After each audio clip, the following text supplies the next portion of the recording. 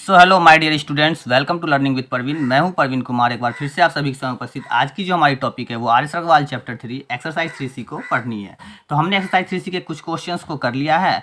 उसके बाद अभी जो रेस्ट क्वेश्चंस है उसे हम लोग क्या करेंगे। अगर आपने नहीं देखा तो उसे जाकर प्लेलिस्ट में जरूर देखिएगा। थोड़ा सा आप समझ लीजिए फिर से। स्प्लिटिंग ऑफ मिडिल टर्म्स का जो टर्म होता है उसकी standard equation ax² plus bx plus c के रूप में होती है। आपको इस तरह से b को अरेंज करना होता है कि उसको जो उसकी दो फैक्टर्स हैं, जो वैल्यू होती है, उन दोनों को आपस में सम करने पर इक्वल टू आपकी b होनी चाहिए। एंड देन इन्हीं दोनों टर्म्स को जब आपस में मल्टीप्लाई करते हैं तो वो इक्वल टू c इंटू ए के बराबर होनी चाहिए। ये मैंने इंट्रोडक्शन पार्ट्स में बता दिया है। आज फिर से मैंने क्या किया, थोड़ा सा आपको हिंट्स दे दिया है। अब चलिए अब हम लोग इसे क्या करते हैं, इसे क्वेश्चंस को करते हैं। तो मैंने 15 तक के क्वेश्चंस को कर लिया है। अब हमने 16 के आगे क्वेश्चंस को लिख लिया। अब उसे हम लोग आपको सॉल्व करके समझाते हैं। ये जो equation x² minus 11x minus 80, ये टर्म्स इस तरह से कुछ कंडीशन है। टर्म्स कंडीशन स्टार्ट हो गया। इसमें देखना है कि आपको a क्या है। a इज इक्वल टू आपकी 1 है, b इज इक्वल टू आपकी क्या है -11 है, and c is equal to आपकी क्या है -80 है। तो आपको मैंने क्या समझाया था कि c को a से मल्टीप्लाई करना है, c इंटू ए, देन आफ्टर -80 इंटू 1 आपकी टर्म्स क्या हो जाती है, -80 हो जाती है। अब आपको थोड़ा सा ध्यान दीजिएगा, जब टर्म्स आपकी -80 हो गई तो हमें इस 80 की क्या करनी होती है, प्राइम फैक्टराइजेशन निकालनी होती है। 2 से मैंने इसे निकाला 40, 2 से हो गई ये 20, 2 से 10 बार में, एंड 2 से फिर हो गया ये 5, एंड 5 1 जा 5, यानी कंडीशन आपका 2 2 2 2 एंड 5, 4 2 एंड 1 5। ये 4 5 एंड 2 4 2 एंड 5 को हम यहाँ पर लिख लेते हैं। मैंने जैसा शुरू से बताते हुए आए हैं उस अनुसार से 1 2 3 4 एंड 5। ये देखिए, ये कंडीशन मैंने इसलिए लिखा है क्या कि आपको क्या होगा कि इस टर्म्स को आप अगर नहीं भी देखते हैं तो यहाँ से अब आपको इसे सॉल्व कर सकते हैं।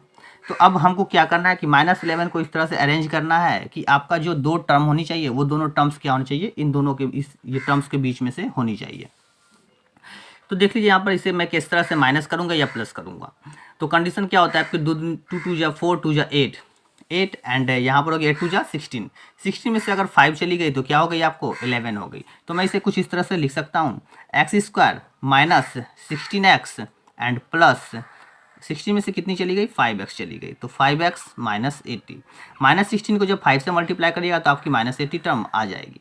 अब इन दोनों टर्म्स में से देखिए क्या कॉमन है, x को मैंने कॉमन लिया तो यहाँ से आपकी x हो गई माइनस, यहाँ से आपकी 16 बच गई।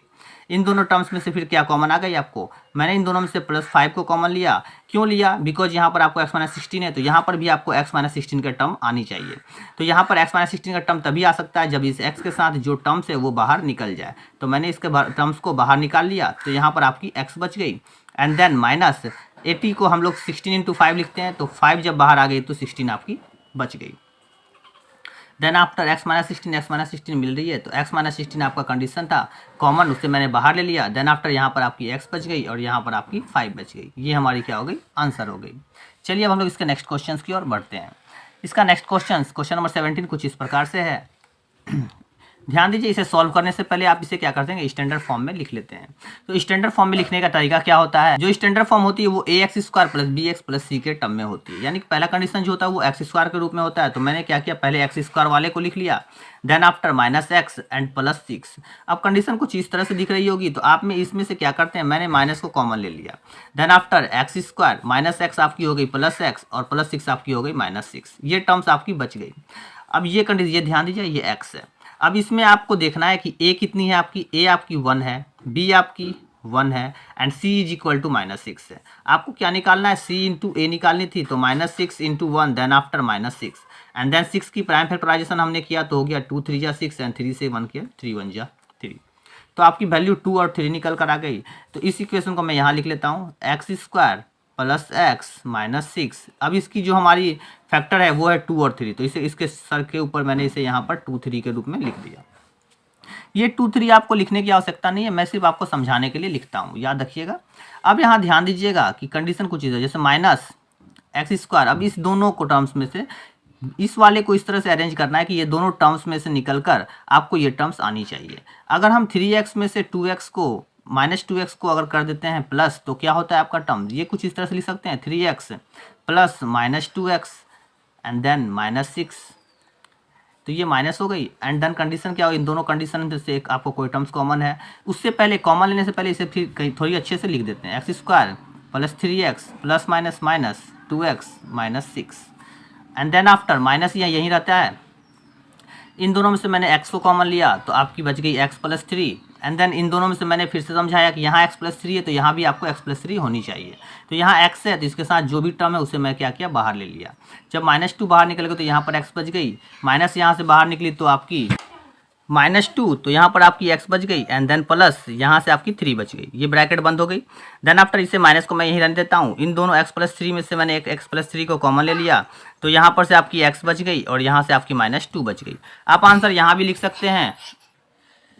इसकी जो नेक्स्ट क्वेश्चन है वो हमारे कुछ इस प्रकार से है, x² माइनस √3x माइनस 6। मैंने यहाँ पर आपको बताया कि इसका आंसर इसको इस तरह से भी रख सकते हैं, अदरवाइज क्या करता है, इस माइनस को आप इसमें मल्टीप्लाई भी कर सकते हैं। तो ये आपके ऊपर आधारित है कि आपको मल्टीप्लाई करना है या नहीं करना है। तो यहाँ पर इसको क्या करता है, मल्टीप्लाई करके दिखा देता हूँ, अदरवाइज आपको दिक्कत हो जाएगी। x प्लस 3 इस माइनस से मैंने क्या किया, या तो इसमें मल्टीप्लाई करेंगे या तो इसमें मल्टीप्लाई करेंगे। जब माइनस से मैंने इसे मल्टीप्लाई किया तो ये प्लस x आपकी माइनस x हो जाएगी, एंड -2 आपकी +2 हो जाएगी। ये कुछ इस तरह से होगी। देन आफ्टर आप इसे कुछ इस तरह लिख सकते हैं, x प्लस 3 और यहाँ से आपकी हो जाएगी 2 - x, ये हो जाएगी आपकी आंसर। आप यहाँ भी आंसर छोड़ दीजिए, कोई दिक्कत नहीं होगी आपको।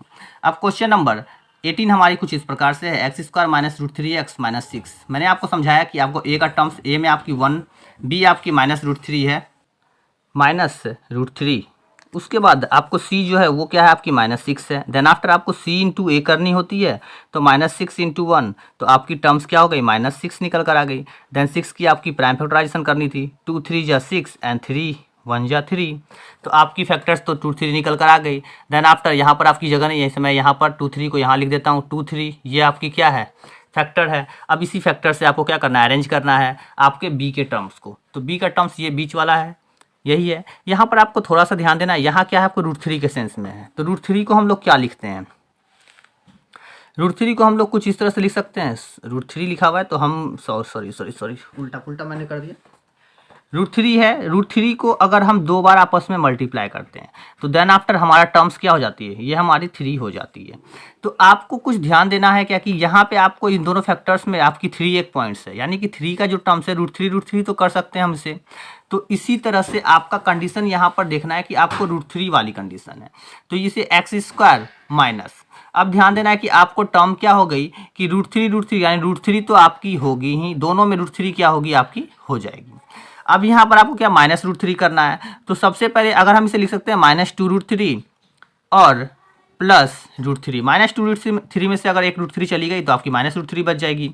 एंड देन आफ्टर इन दोनों को जब आपस में मल्टीप्लाई करिएगा तो आपकी -6 हो जाएगी, बिकॉज ये किसके टर्म्स में आ रहा है, ये इसी के प्राइम फैक्टराइजेशन के टर्म्स से निकल रहे हैं, इसलिए हम इसे क्या करते हैं, इसी के टर्म्स से हम लोग इनके b के टर्म्स को मतलब अरेंज करते हैं। अब इस कंडीशन में हमने कॉमन क्या लिया, x को ले लिया, तो यहाँ से बच गई x माइनस यहाँ बच गई आपकी 2√3 प्लस, अब इन दोनों टर्म्स में से मैंने समझाया था आपको कि आपको x आना है, तो यहाँ इसके साथ जो भी टर्म है √3 टर्म से इसके साथ, तो इसे मैंने बाहर निकाला तो यहाँ पर x बच गई माइनस। अभी आपको ध्यान देना है, अभी √3 और इस दोनों को जब आपस में मल्टीप्लाई किए थे तो आपकी 6 टर्म्स आई थी। तो जब √3 का टर्म्स अगर कॉमन लेते हैं तो इसमें से √3 निकलती है तो आपकी 2√3 आपकी बच जाती है। ये कंडीशन और ये कंडीशन आपकी ऑलवेज सेम होनी चाहिए, तब आप क्या हो रहा है, क्वेश्चंस को सही सॉल्व कर रहे हैं, अदरवाइज आपकी क्वेश्चंस गलत हो रही है। x माइनस 2√3 दोनों में थी, उसे मैंने कॉमन ले लिया, देन आफ्टर यहाँ से x बची और यहाँ से आपकी क्या बच गई, √3 बच गई। ये हमारी क्या हो गई, आंसर हो गई। चलिए इसके नेक्स्ट क्वेश्चंस की ओर हम लोग चलते हैं। 19 नंबर क्वेश्चन हमारी कुछ इस प्रकार है, 40 + 3x - x²। इसे मैंने पहले क्या करना है, इसे पहले अरेंज कर लेते हैं स्टैंडर्ड फॉर्म में, -x² + 3x एंड +40।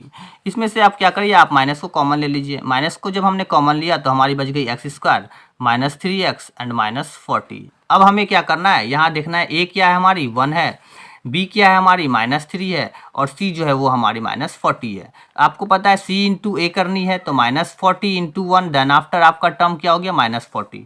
फिर आप 40 का प्राइम फैक्टराइजेशन करते हैं, 2 से 20, 2 10, 2 से 5 एंड 5 1 जा, देन 1 से भी आपको 1 बार में लगा देना है। ये कंडीशन आपको प्राइम फैक्टराइजेशन आता है, इसे आपने निकाल लिया, तो 1 2 3 एंड 4, 2 2 जा 4, 2 जा 8, 5 जा 40, यानी कि आपका हो गया 2 2 2 एंड 5। तो इसकी जो फैक्टर हो गई वो क्या हो गया, आपको 2 2 2 एंड 5।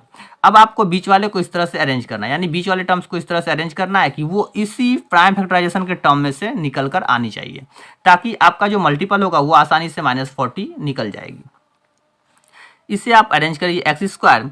अब आपको कंडीशन कुछ है, 2 2 जा 4 2 जा 8, 8 में से अगर 5 जाती है तो 3, क्लियर हो गई। तो -8x एंड प्लस 5x -40। अब यहाँ आपको ध्यान देना कि मैंने यहाँ -8 क्यों लिया, बिकॉज यहाँ पर आपका टर्म -3 था, और हम लोग जानते हैं कि जब कभी बड़े वाले टर्म्स में से छोटा वाला टर्म्स को अगर माइनस करते हैं तो क्या होता है कि जो बड़े वाले के साथ साइन होती है वही साइन हमारी क्या होती है, क्वेश्चंस में लगाई जाती है या वैल्यू में। तो ये टर्म्स आपको दिख गई। देन आफ्टर इसमें से कॉमन लिया, ये माइनस बाहर है, एक्स को कॉमन लिया तो हो गई x -8, फिर यहाँ से आपकी 5 की कॉमन ली तो यहाँ हो गई x -8, एंड देन आफ्टर आपका एक टर्म्स क्या हो गया, x -8 कॉमन ले लिया ये दोनों में से, तो यहाँ बच गई आपकी x + 5, और यहाँ पर आपकी माइनस थी। इस माइनस को मैं इसी से मल्टीप्लाई कर देता हूँ, तो ये जो माइनस का टर्म्स है वो प्लस हो जाएगी और जो प्लस का टर्म्स है वो माइनस। तो ये माइनस की टर्म प्लस हो गई, प्लस की टर्म आपकी माइनस हो गई, एंड देन आफ्टर यहाँ पर हो गई x + 5। ये हो गई हमारी आंसर। चलिए इसके अभी हम नेक्स्ट क्वेश्चन की ओर बढ़ जा रहे हैं। क्वेश्चन नंबर 20 हमारी कुछ इस प्रकार से है, मैंने यहाँ लिख रखा है।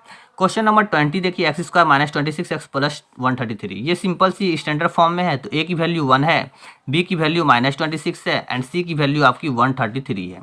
Then after c into a आपकी क्या हो गई, 133 इंटू 1 = 133, एंड देन 133 की आप प्राइम फैक्टराइजेशन करते हैं तो लगाइए 7 से लगेगा, ये 7 से आप लगाते हैं तो 7 से कंडीशन आपका क्या हो रहा है, ध्यान दीजिएगा थोड़ा, 7 से कंडीशन क्या हो रहा है। 7 से आप जब इसे लगाते हैं तो ये कितने बार में कट जाता है, 7 1 जा 7, 6 7 19, मतलब 19 7 जा आपको 133 हो गई। अब आपको क्लियरली पता चल रहा है कि ये टर्म जो है 19 से भी डिविजिबल है, तो 19 हो गई। यानी कहने का मतलब है इसकी जो 133 इसकी फैक्टर जो निकली वो 7 और 19 और 1 निकली थी, ये 3 को टर्म है इसका।